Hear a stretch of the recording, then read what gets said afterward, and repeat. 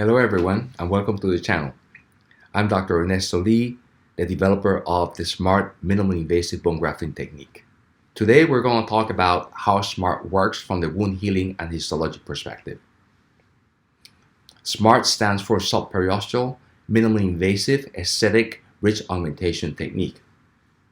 It was a method that was devised primarily to address aesthetic issues with implant treatment in the anterior region, or any other area that would be cosmetically important to the patient. So with implants, it is not just enough to have crowns that will be of the right color and the right shape. You actually need a frame of gum tissue or soft tissue that will actually make that implant crown emerge from the gums as a natural tooth does. And that framework will require the presence of something called papilla, which are the peaks of gum tissue that you can observe between teeth in health, and also the presence of a gum line or gingival margin, as we call it, of sufficient thickness and also of at the right location. Unfortunately, the problem that we've experienced in the field with traditional GBR type of surgery is that it has not yielded predictable implant aesthetics. As a matter of fact, there are a number of publications that demonstrate that the degree of complications. This particular one talks about them being in the range of 75%, most of them consisting of dehiscences and infections. Dehiscence is a situation where the membrane that's traditionally used in GBR procedures gets exposed. And when this occurs, you have a situation that is similar to the photograph currently on the screen. And the papilla typically have disappeared, as you see in this case as well, and there's recession. So this creates a deficit of a gum tissue or soft tissue that we dentists call defect, a soft tissue or gingival defect. And even though you may be able to achieve sufficient bone volume to place the implant, the presence of this soft tissue defect is going to make it impossible to restore that implant with a crown that will be aesthetic. As the cases get larger and more complex, so does the possibility or potential for negative outcomes. And you can see some of those, unfortunately, on the screen. This relationship between the complexity of the augmentation or the GBR procedure and the gum tissue deformities that occur subsequently has been well documented in the literature. So we developed the S.M.A.R.T method to treat these complex, high-risk situations in aesthetic areas where the use of traditional GBR techniques would have disfigured the patient. This is an evolution of a concept that was started in the 1980s. And notably, some people have done a fair amount of work in this field. I think it's appropriate to mention Dr. Michael Block and Dr. Mark Nevins. And you see here that the dates for these publications are from 2004 and 2009, and up to the present time, there has been not adoption by the field because of the fact that these procedures tended to be unpredictable until recently. We developed the S.M.A.R.T technique to basically address some of the lack of predictability issues of the past. It consists of making a small remote incision that is basically away from the area that is going to be treated. Then, using laparoscopic principles and specially designed and patented instrumentation, we create a tunnel under the soft tissue or the gums that will access the surgical site. Through this tunnel, a combination of biomaterial and a growth factor will be delivered to the site where there's deficient volume, or where there's a defect, as we call it. No flaps are elevated, meaning that the gums are never detached. Part of most, if not all, of the surgical procedures involving regeneration in bone grafting require that the area be exposed by removing the gum tissue away, reflecting it, detaching it from the bone. That never happens with S.M.A.R.T. We never elevate the gum tissue. We never use flaps. GBR also depends on the use of membranes. We never use membranes with S.M.A.R.T. It's not necessary, not required. No bone blocks are utilized either. There are no screws, there are no metal meshes, and the surface of the native bone is never touched. We never interfere with it. It is not needed, and it's actually risky to do it. So we developed a methodology that was granted a patent by the USPTO, along with devices and surgical instrumentation and so forth. Part of the reason why we feel that the predictability has increased is the fact that this is a growth factor mediated type of technique. So we choose a biomaterial that provides dimensional stability so that your graft doesn't disappear a few years down the road. And the growth factors stimulates the cells and also turns over the graft. These are all products that are available off the shelf, meaning that there's no harvesting, there's no donor site. We don't need to harvest bone from other parts of your body, and we don't have to draw blood to produce a growth factor type of precipitate. Just to depict diagrammatically the process, we have a series of CT cross sections of an actual patient, and we basically just overlay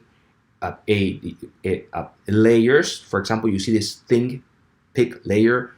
Pink layer represents the gum tissue, and you see a narrow yellow line right underneath that. That's a periosteum. That's a dense, a stiffer kind of layer that is below the gum tissue, but covering immediately over the bone. The bone is then the area that you see in has kind of a porous appearance in varying shades of gray and black.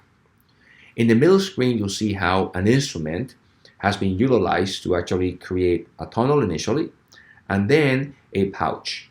And this pouch basically provides the space into which the combination of growth factor and the biomaterial will be introduced. There are no incisions or any suture lines that will interfere with the healing of the bone graft, such as it occurs with traditional GBR. The growth factors activate the stem cells and promote graft integration, resulting in a very natural wound healing process that is similar to healing of bone fractures. So what is PDGF? PDGF is a platelet-derived growth factor.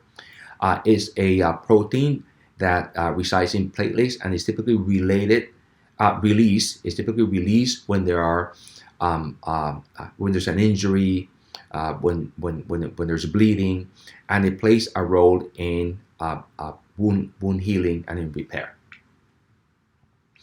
PDGF was initially discovered in the mid-70s, and in the mid-80s, there's a substantial amount of work done by Dr. Sam Lynch and colleagues, followed by a number of research trials, all with positive outcomes.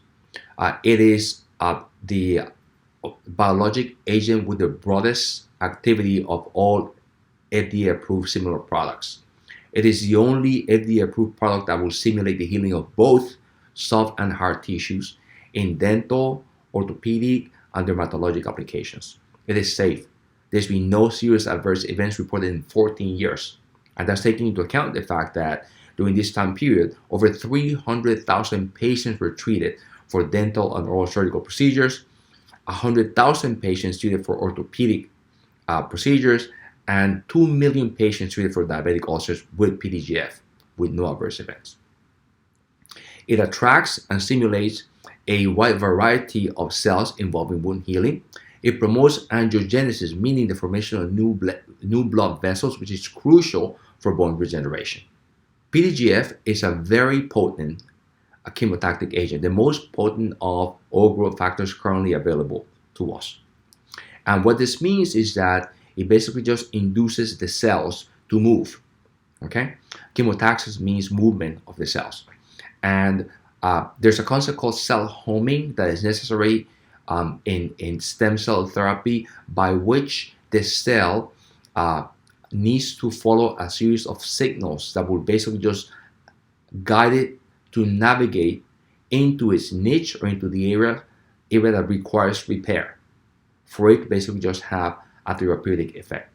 So PDGF provides that signaling and provides that guidance. This is a patient where we remove an excess amount of bone grafting material at 2 months. I want to point out to you the image on the left, and that is its CT scan. You see the red line that indicates the area where the incision was made, and you see that there are two surfaces here. One surface is the one that is facing the periosteum, okay, and that is on the towards the right, a lower side of that image. And then the other surface of the specimen is the one that is facing the unprepared bone surface. And this will be important to recall as we continue the discussion. It is thought, or it was taught traditionally, that PDGF requires a supply of locally available osteoblastic, meaning bone-forming cells, which are found in the undersurface of an intact periosteum. Okay, remember the yellow layer that I basically highlighted to you in the diagram. That's immediately underneath the gum tissue, right, and immediately over the bone surface. So this periosteum has been thought to be the source of bone-forming cells that will be stimulated by the PDGF, okay, to promote bone regeneration. And it's been very well known for a number of years that the periosteum is a source for progenitor and stem cells for tissue engineering. So we go ahead and we send the specimen for histologic analysis. And what we expected is to see new bone proliferating from on the surface of the specimen that is facing the periosteum, because that's supposed to be the source of cells. What we found, however, and you can appreciate that on these images, is that there's new bone proliferating from the entire periphery of the graft, even that surface of the graft that was facing the native bone. So the problem is that there's supposed to be no cells on that bone surface, and the reason for that being is that it's because of dense, what we call cortical bone. So in typical GBR procedures, to unleash a cell source on the bone side of the graft, there's always perforation. You make surgical perforations in the bone so that it causes bleeding, and then that bleeding is thought to provide the source for cells. What is puzzling here is that in the absence of cells on the bone side, we actually saw bone proliferating on the surface of the specimen that was facing the bone as well. So then the question is, well, what is the source of those cells? If we actually take a look at more magnification, you can see that there's a thin layer of new bone, and that is that orange reddish outline that you see surrounding the particles on the screen right now. And that thin layer is as it is right now because we're talking about only a 2-month histology. So this is something that we refer to as osteotissue. This specimen could not be separated from the bone easily. It had to be chiseled out.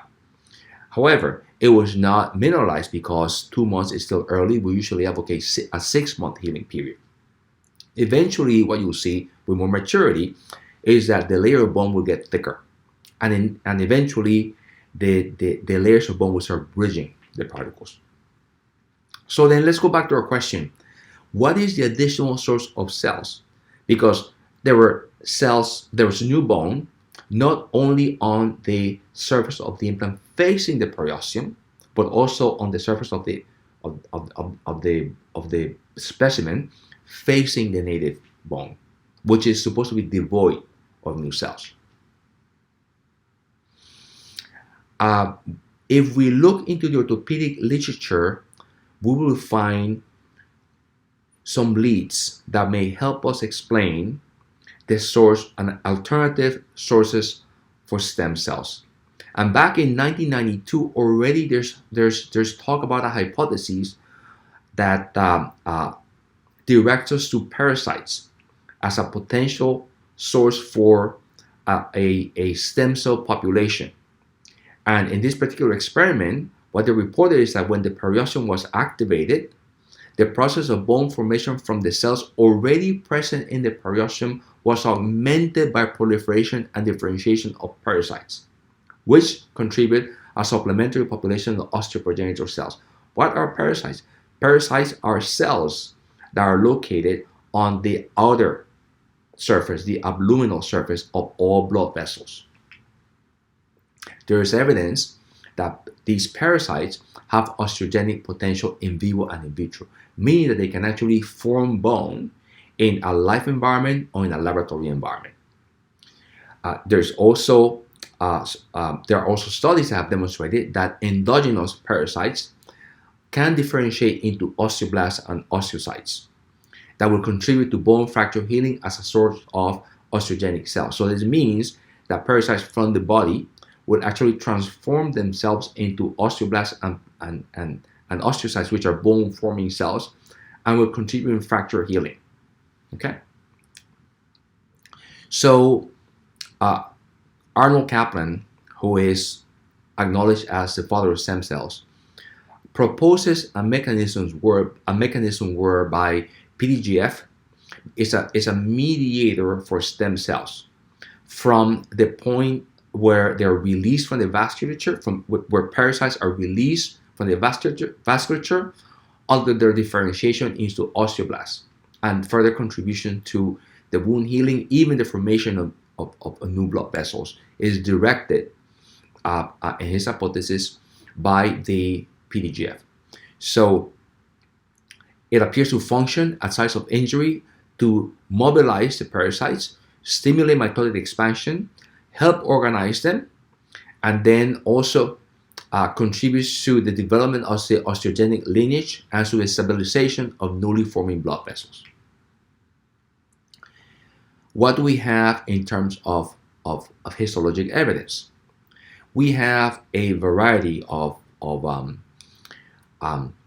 histologic specimens. These are human histologic specimens, and I am showing you here 5 that are arranged sequentially. So you see from left to right, you have the earliest ones, and in this case it's a 2-month sample I just showed you, and all the way to the right will be the oldest one, which is one that where the bone graft has been healing for 14 months. So we have 2 months, 2, 5, 6, 9, and 14 months from left to right, and you can see that there's also a progression in terms of the amount of bone that is surrounding and is growing in between these particles from left to right as well.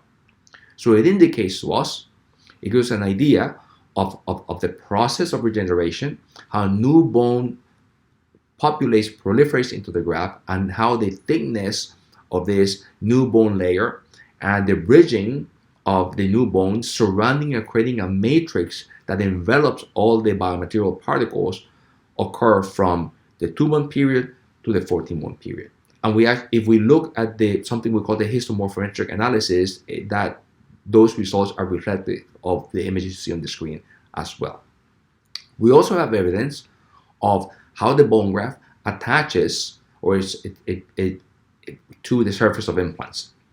And that's something very exciting that we're going to be delving more into the future as well. Please bear in mind that this is all that unpolished material, and we're preparing this for publication. Obviously, between one thing and the other, it's difficult to find the time. I still have an active practice, even though it's 3 days a week. So this is something that I do because of my love for education, and also the fact that I think is something beneficial for patients and for clinicians as well.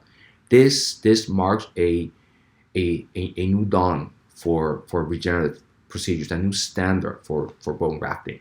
And perhaps it is not the technique that you will use in 100% of grafting cases, but it's certainly applicable in about 80-85% of such cases.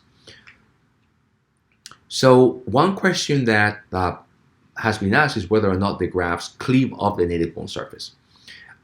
Cleaving meaning, does it come off? Does it delaminate? Does it come apart? And I think that we need to get away from a more mechanical type of thinking in terms of how the graft heals on the native bone surface. There's no adhesion. So what actually occurs is that it heals like like a fractured bone will. Okay, so you have new bone that's growing on top of the existing bone. And to demonstrate this, I've selected this particular specimen, and you can see all the way to the left. There's a radiographic image, it's a CT, and there's a rectangle that represents where the core was harvested from.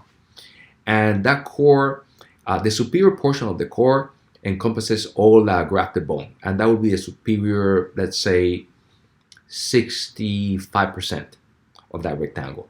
So that's all grafted bone. You can see that the augmentation has taken place both in the horizontal and vertical dimensions.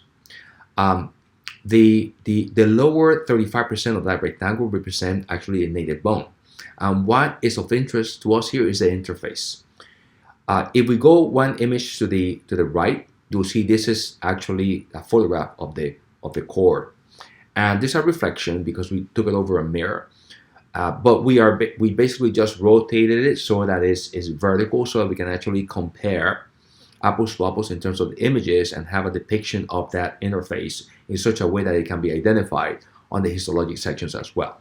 So that red line indicates the delineation between the native bone and the grafted bone. You can see that the grafted bone has that appearance of white particles integrated into it. If we look now at the histologic sections, I've arranged them in such a way that you can actually follow the transition, because it's a diagonal line that goes from a higher point on the left to a lower point on the right, and that basically just identifies the point at which the graft and the native bone come together. Higher magnification, and what you will see here is that the bone, which is the orange color, reddish orange color tissue, it is difficult to see where the native bone ends and the new bone starts. Clearly, the grafted area is the one where the new bone surrounds the biomaterial particles, and these are the yellow particles you see on the screen. But at a point where that new bone that surrounds and bridges those biomaterial particles joins the native bone, you see no interface. There's no transition. It is difficult to pick which one is the pre-existing bone, which one is a new bone. And even under higher magnification and under polarized light, the result is the same. You can discern a line that divides the native bone from the grafted bone. So in terms of the clinical characteristics, no, the grafted area does not cleave away from the native bone. Will it be different in consistency? It will depend on the degree of maturation. As you wait longer, it will be more similar in consistency. If the patient or the site has a better healing ability and is further along in the healing process, it will also have a more similar consistency. So this human histologic evidence confirms the validity of the S.M.A.R.T method, of its concepts and techniques.